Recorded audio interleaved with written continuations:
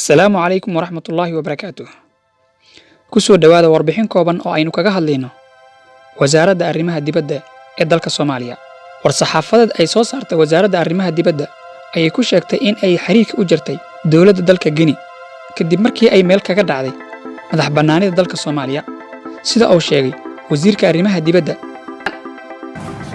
waxaan ummadda Soomaaliyeed la socodsiinaynaa taanahay dowladda xukuumadda Soomaaliyeed ee federaalka in laga bilaabo saacadaas ay dowladda federaalka Soomaaliya xiriirka u goysay ama xiriirka u jartay dalka la yiraahdo Jamhuuriyadda Guinea oo caasimadiisu ay tahay Conakry.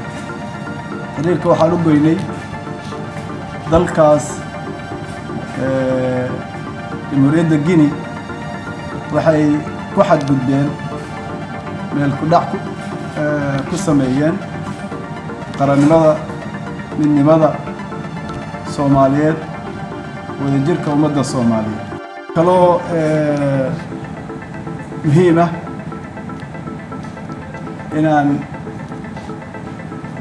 ogaano in waayahan dambeeto ay soo badanaysay dalalka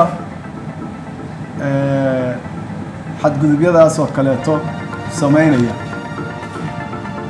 oo meel ku dhac iyo halis intaba gelinaya, meel ku dhac ku ah halisna gelinaya midnimada iyo qarannimada Soomaaliyeed.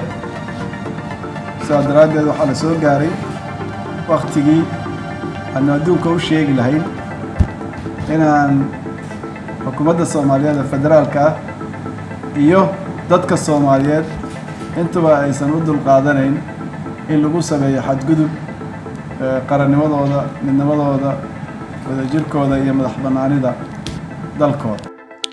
haddaba haddii aad ku cusub tahay janalkan Baris Media, subscribe saar, gambalaalkana taabo. Mahadsanid.